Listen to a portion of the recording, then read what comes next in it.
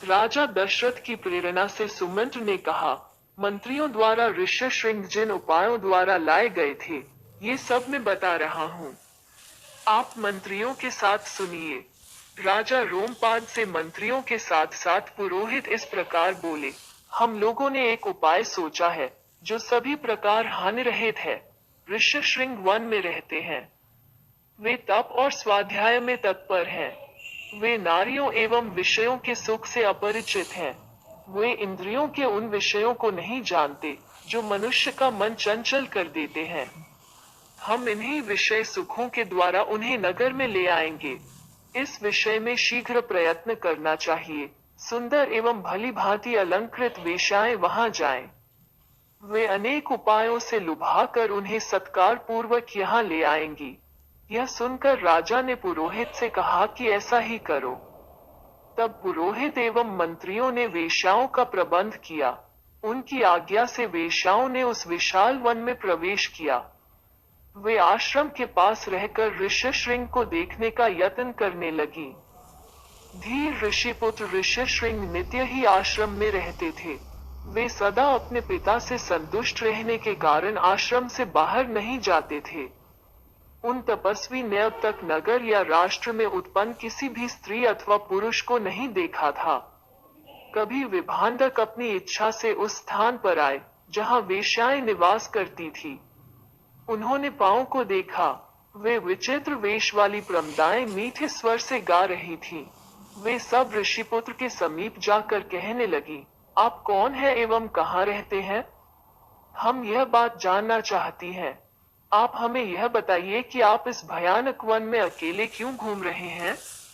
One में ऐसी सुंदर स्त्रियों को देखकर, जैसी पहले कभी नहीं देखी थी, स्नेह के कारण उनके मन में अपने पिता का नाम बताने की इच्छा उत्पन्न हुई। वे बोले, मेरे पिता का नाम विभांडक है। मैं उनका सगा पुत्र हूँ। मेरा नाम ऋष्यशृंग और मेरा कर्म तपस्या सारी धरती पर प्रसिद्ध है। हे सुंदरियों, यहाँ पास ही मेरा आश्रम है। आप सब वहाँ चलिए। मैं विधि पूर्वक आपकी पूजा करूँगा। ऋषिपुत्र ऋष्यशृंग के वचन सुनकर सब वेश्याओं ने विचार किया। तब वे सब ऋष्यशृंग के साथ आश्रम को देखने चल पड़ी। ऋष्यशृंग ने अपने आश्रम में आई हुई वेश्याओं की पूजा की। यह हाथ धोने का जल है, यह पैर धोने का जल है, यह फल है, यह मूल है।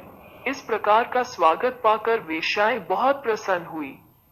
ऋषि विभांडक के भय से उन्होंने शीघ्र ही चलने का निश्चय किया एवं ऋष्यशृंग से कहा, हे ब्राह्मण, आप हमारे इन श्रेष्ठ फलों को ग्रहण कीजिए।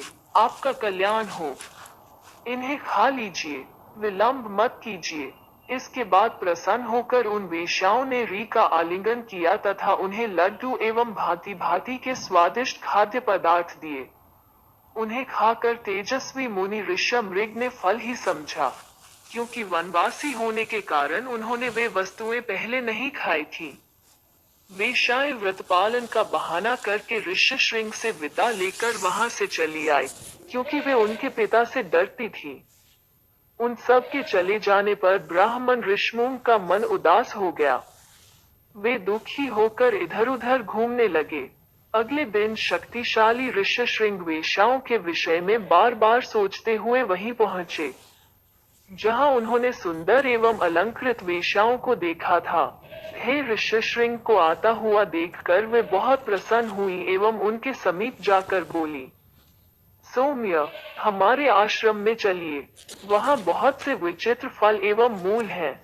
आपके वहां पहुंचने पर स्वागत की विशेष वस्तुएं भी उपस्थित की जाएंगी। उन सब के मनोहर वचन सुनकर ऋष्यशृंग ने चलने का निश्चय किया। तब वेश्याएं उन्हें अपने साथ से कर चली। उन महात्मा ब्राह्मण के राजधानी में आने पर सहसा संसार को प्रमुदित करती हुई वर्षा होने लगी। वर्षा के साथ उस राज्य में आए हुए ऋष्यशृंग ऋषि का स्वागत राजा ने उठकर किया। राजा ने अपना शीश धरती पर झुका दिया एवं सावधान होकर विधि पूर्वक उन्हें हाथ धोने को जल दिया। राजा ने विप्रश्रेष्ठ ऋष्यशृंग से वर मांगा कि मुझ पर आप और आपके पिता क्रोध न करें। राजा उन्हें अपने अंत पुर में ले गए एवं विधि पूर्वक उन्हें अपनी कन्या दी। राजा रोमपाद ने शांत चित्त से अपनी कन्या शांता का विवाह उनसे किया। इससे राजा को हर्ष प्राप्त हुआ। इस प्रकार सब कामनाओं से पूर्ण होकर ऋषमृग अपनी पत्नी शांता के साथ वहां रहे।